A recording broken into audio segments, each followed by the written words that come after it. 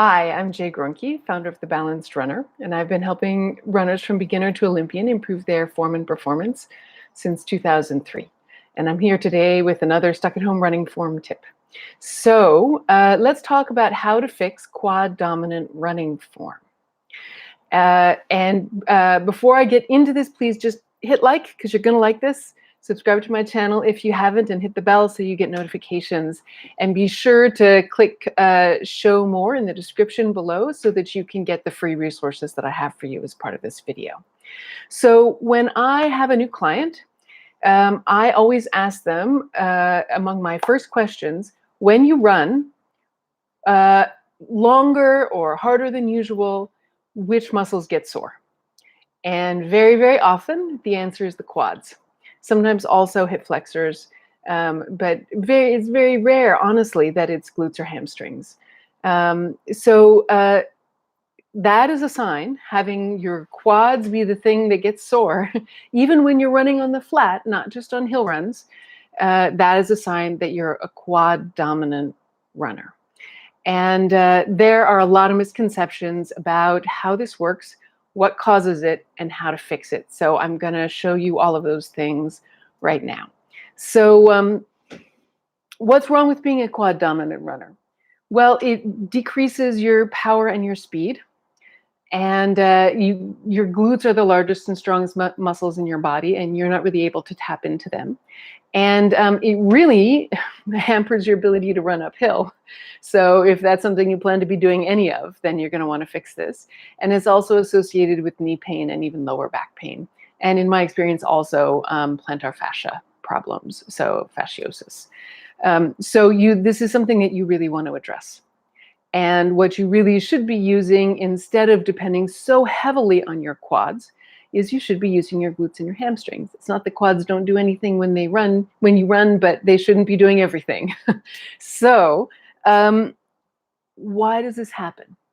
So people will tell you that it happens because your pelvis, you've got an anterior pelvic tilt when you run, that your pelvis is tilting forward. Obviously, your knees are bent in this situation, which causing an arched lower back and putting you in a kind of a sitting type position where your glutes are unable to contract. And that is not right at all. So that is wrong. So in fact, the reason that people say that is because they are making the mistake of thinking that your muscles work the same in running as they do in standing and walking and strength training and other activities. But muscle function is always specific to the activity that you're doing.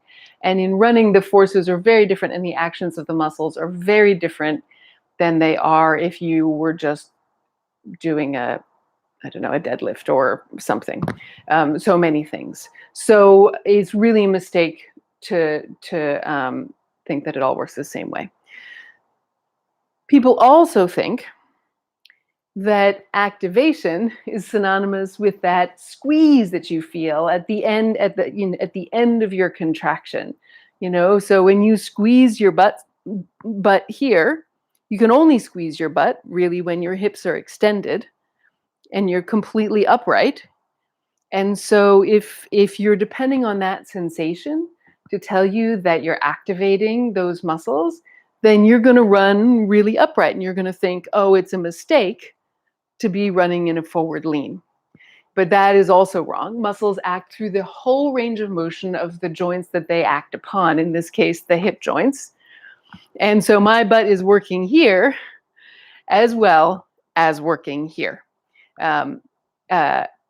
And the squeeze is very end range thing, and you could feel that in any muscle. Would you say your bicep was only working now, but not now?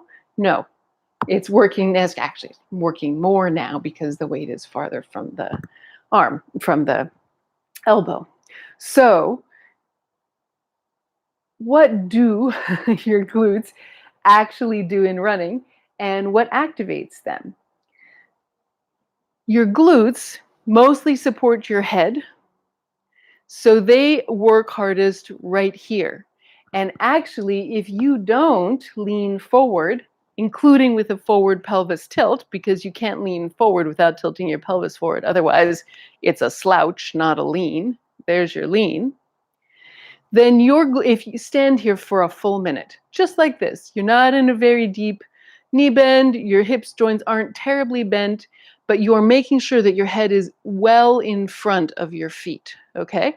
Because this is analogous to what you do in running. It's not quite the same, because in running you would even be a little more like this. It's a position you can't balance in when you're standing still, but in running you are not ever balancing in a static position, right? There's always forward momentum. So, but we'll approximate that for standing still. So you've got your hips as much over your feet as you can. Your head is definitely in front of your feet. Stand here for a minute and tell me if you don't feel your glutes working. You definitely will. And that's the most important job that your glutes do when you're running. So, in fact, in order to bring your glutes online and get them functional and taking some of the load off of your quads, you have to tilt your pelvis forward. You have to lean forward. What then is in fact the cause of quad dominant running is nothing to do with this pelvis tilt or forward lean. It's having your weight too far back. So take another minute.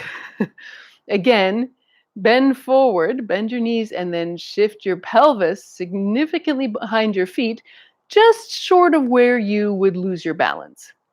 And see what muscles you feel working. I'll give you a hint. It's your quads.